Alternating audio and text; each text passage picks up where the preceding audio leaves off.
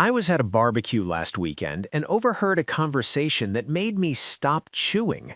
This guy, maybe 29 years old, casually mentions his car payment is $1,180 a month, not lease, purchase for a Ford F-150. His friend, not missing a beat, says, yeah, mine's $940 for a Chevy Tahoe, and then they both laughed about it, like this was just normal, just the cost of having a vehicle in 2026. I stood there with my burger thinking, these guys are paying more for car payments than my parents' entire mortgage in 2003, and nobody at this barbecue thought it was insane. That's when it hit me. We've normalized financial insanity. The average new car payment in America right now is $743 per month, according to Edmunds. For used cars, it's $533, and the average loan term is 68 months for new vehicles. That's 5.5 years of payments.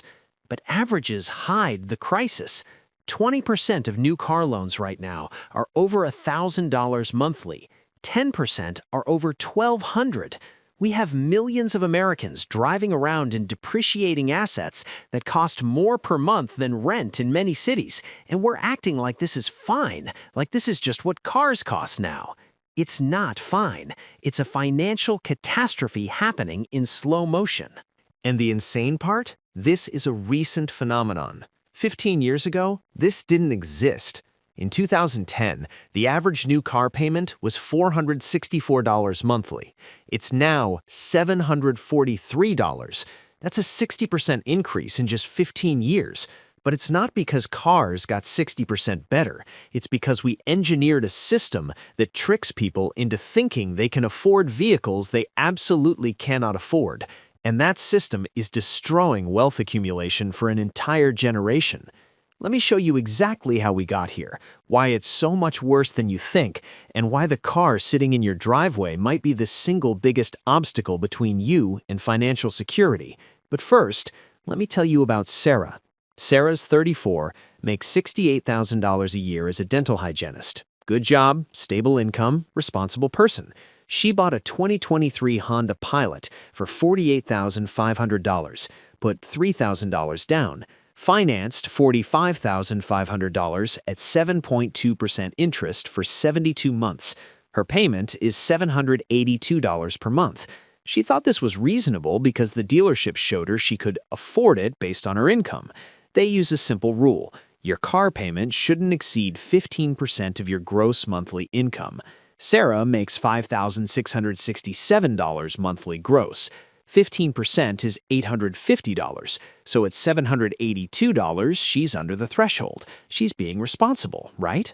Wrong. Catastrophically wrong. Here's what the dealership didn't tell her. That $782 is just the payment.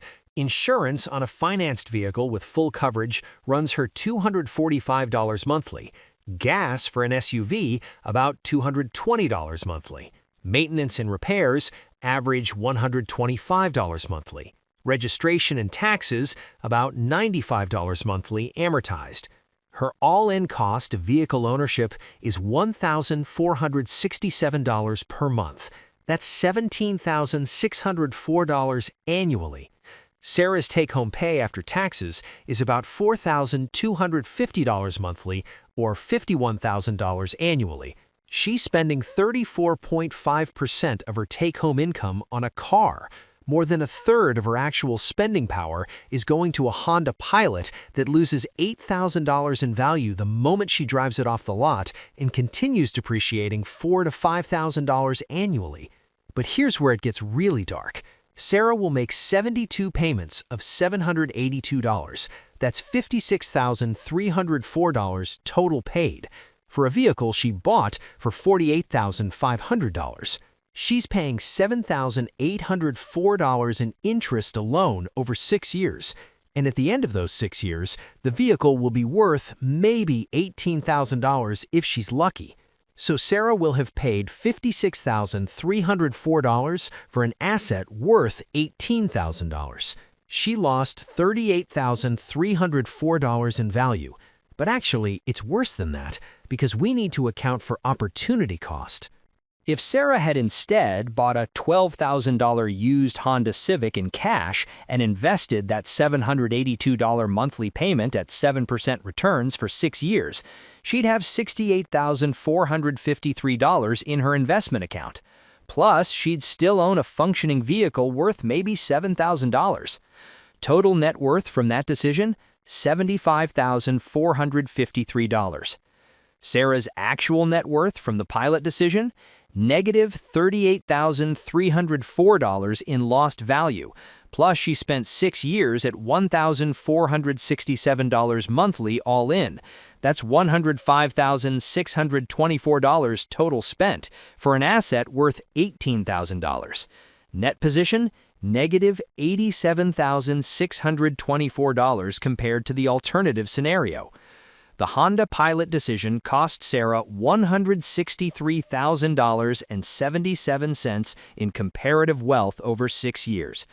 $163,000 for the privilege of driving a newer, bigger vehicle instead of a perfectly functional used car. This is what I mean when I say vehicles are destroying wealth. But you're thinking, okay, but that's an extreme comparison. Nobody's going to invest their car payment. That's not realistic. Fine, let's use a more realistic scenario. Sarah buys a 3-year-old Honda Pilot for $32,000 instead of a new one for $48,500. Finances $29,000 at 8% for 60 months. Payment is $588 monthly. All-in costs, with insurance, gas, maintenance, about $1,278 monthly. She's saving $189 monthly compared to the new vehicle. Over 6 years, that's $13,608 in payment savings alone. Plus, the used vehicle depreciation is slower.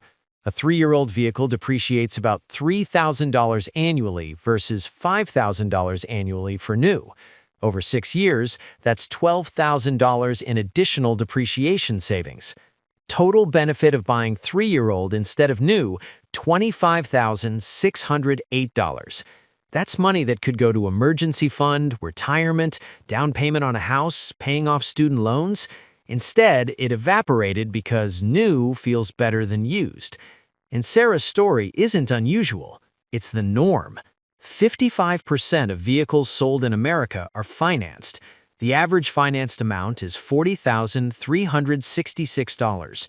At current average rates, around 7.1% for 68 months, that's a $693 monthly payment. Add insurance at $223 monthly average, gas at $200 monthly average, maintenance at $100 monthly average, you're at $1,216 monthly all-in cost for the average financed vehicle in America.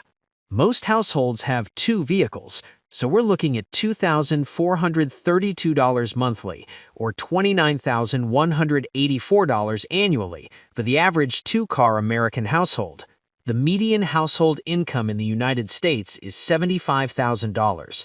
Take-home after taxes is roughly $57,000. These households are spending 51% of take-home income on vehicles, more than half for transportation. This is why Americans can't save. This is why retirement accounts are empty. This is why people feel broke despite working full-time. Half their money is going to cars. But how did we get here? Why didn't this exist 15 years ago? Let me walk you through the structural changes that created this crisis. First, vehicle prices exploded. In 2010, the average new car price was $29,217. In 2024, it's $47,936. That's a 64% increase in 14 years. Some of that is inflation. The dollar lost about 38% of its value from 2010 to 2024. But vehicle prices went up 64%. They outpaced inflation by 26 percentage points. Why? Because manufacturers discovered they could. During the pandemic, chip shortages limited production. Dealers had empty lots. The few vehicles available sold for over MSRP. Manufacturers realized people would pay these prices, so when production recovered, prices didn't come back down. They discovered a new price ceiling, and they're keeping it. Second, loan terms extended dramatically. In 2010, the average auto loan term was 63 months. Now it's 68 months. But that average hides the crisis. 30% of new car loans are now 73 to 84 months. That's 6 to 7 years. Some dealers are offering 96-month loans, 8 years to pay for a car. Why does this matter?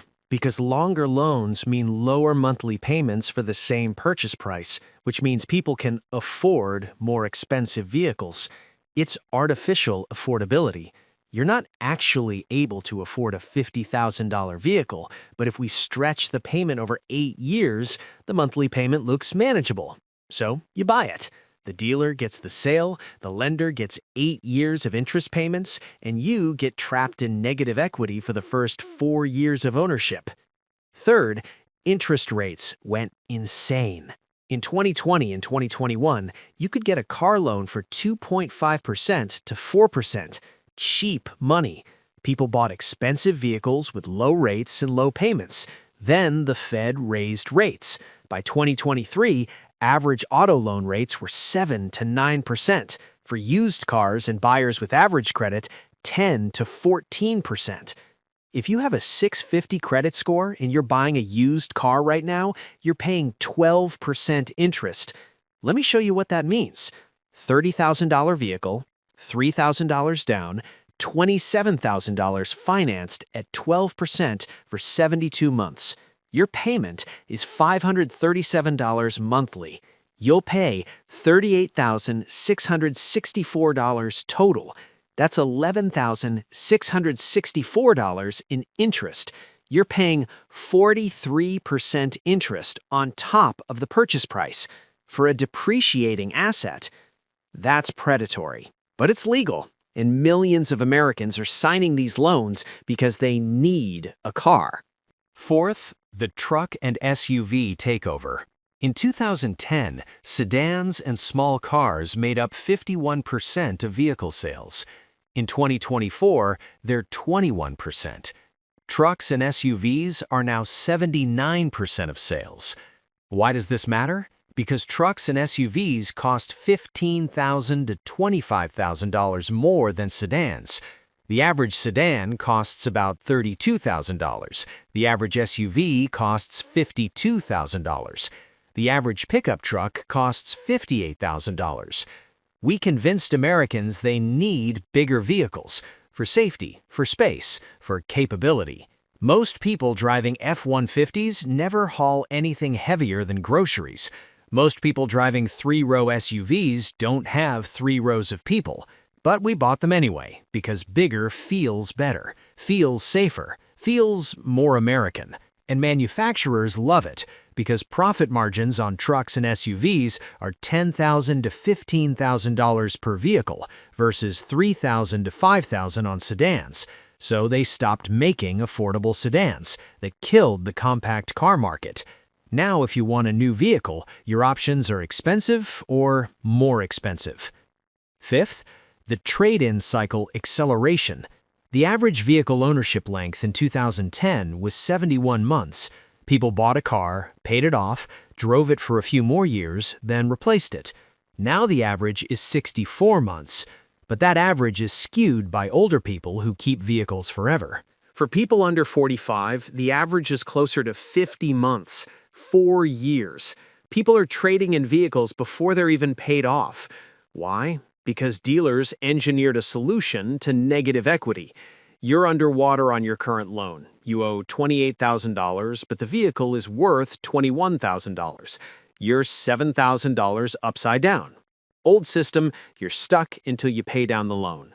New system, we'll roll that $7,000 negative equity into your next loan. So now you're financing $47,000 to buy a $40,000 vehicle, because we're burying your old debt into new debt. And this is standard practice now. 62% of trade-ins have negative equity. The average negative equity amount is $6,458. People are starting new car loans already $6,500 underwater, and then they do it again in 4 years, rolling even more negative equity into the next loan. It's a debt spiral, and dealers encourage it because it keeps you coming back, keeps you financing, keeps you paying interest forever. Let me tell you about Marcus. Marcus bought a Dodge Charger in 2020 for $38,000, put $2,000 down, financed $36,000 at 5.5% for 72 months. Payment was $606 monthly. In 2024, after making payments for 4 years, he'd paid $29,088 total. His remaining balance was $18,447, but the Charger was now worth $16,500. He was $1,947 underwater. The dealer convinced him to trade it in for a new Dodge Durango, MSRP $54,000. They gave him $16,500 trade-in value. He owed $18,447. Negative equity of $1,947 rolled into the new loan. Plus, he wanted an extended warranty and gap insurance. Total financed $58,200 at 8.2% for 84 months. His new payment is $897 monthly. Marcus will spend 7 years paying $897 monthly. That's $75,348 total paid for a vehicle that will be worth maybe $20,000 when he's done paying for it. He will have spent $75,348 for a $20,000 asset. But actually, it's worse. He already spent $29,088 on the Charger and got $16,500 trade value. He lost $12,588 on the first vehicle. Total spending across both vehicles, $104,436. Total value at the end, $20,000.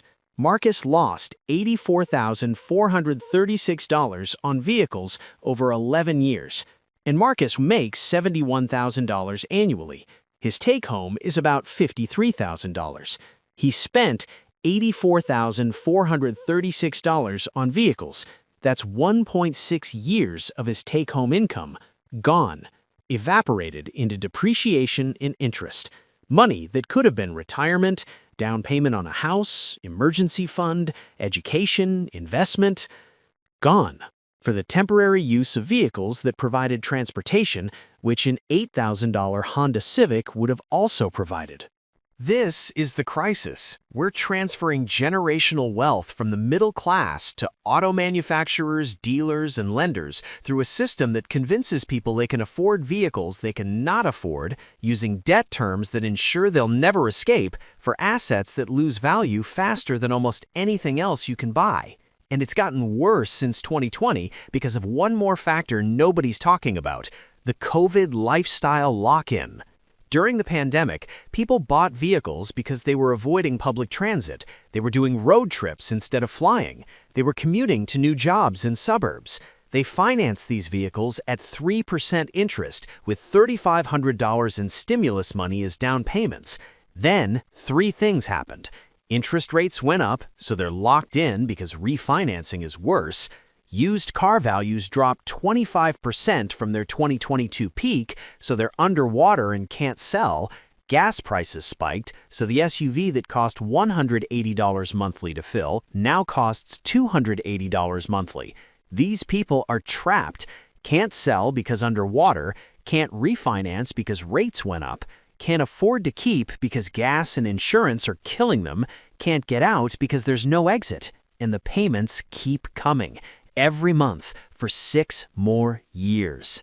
Let me show you what this looks like at scale. There are 130 million vehicles financed in the United States right now. The total outstanding auto loan debt is $1.63 trillion. That's trillion with a T.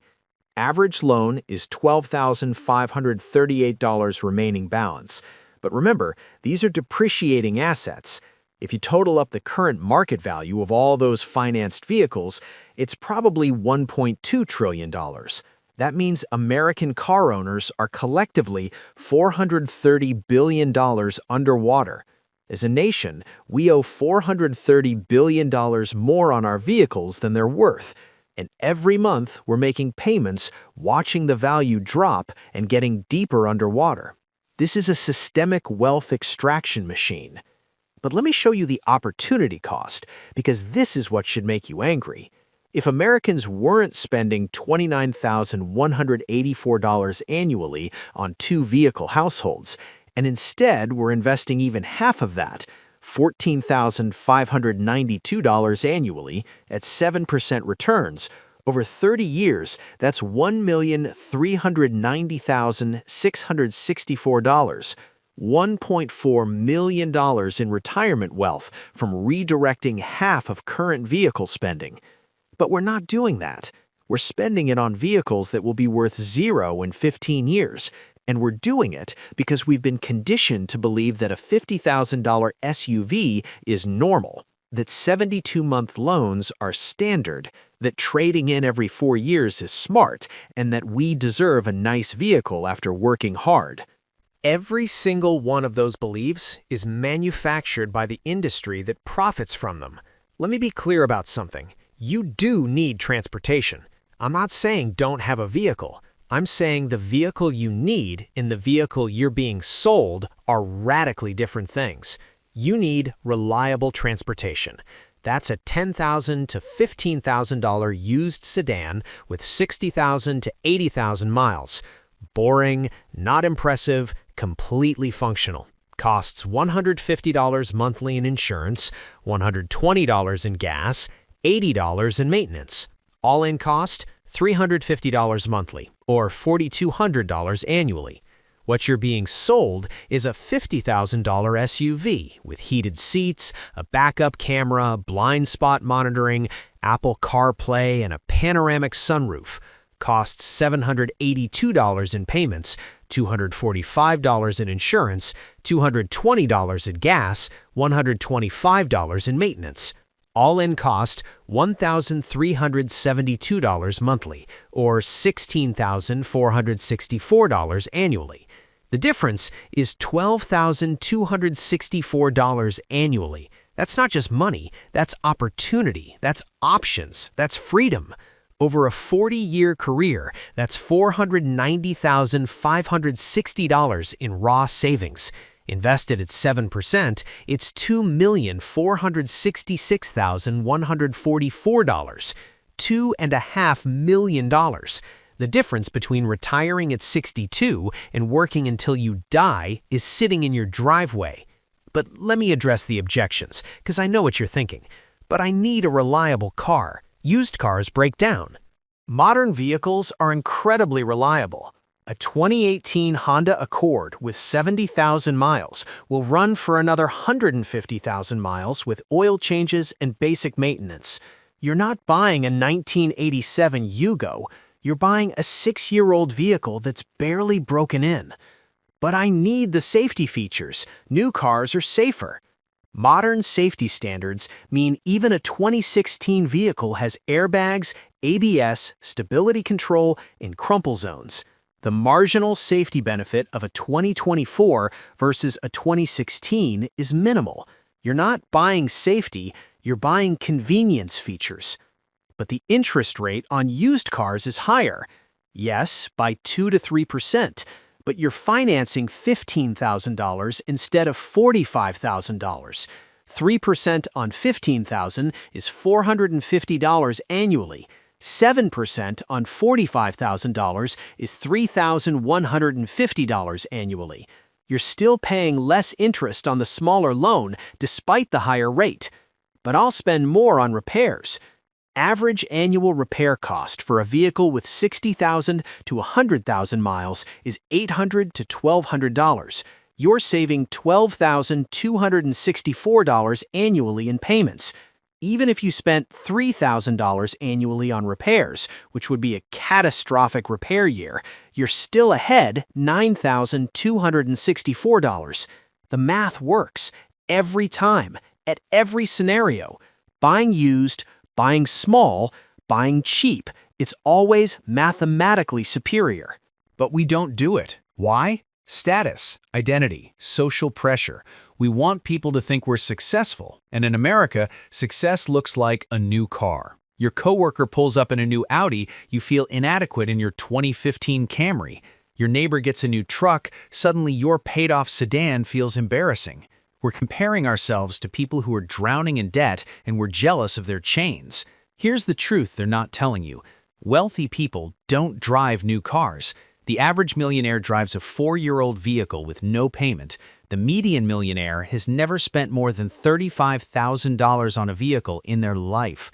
The people driving $80,000 Range Rovers are not wealthy. They're high income, but they're broke. They've got $4,000 car payments, no savings, and a financial crisis waiting to happen the moment they lose their job. The actual wealthy people are driving 2019 Lexus ES 350s they bought certified pre-owned for $28,000 and will drive for 12 years.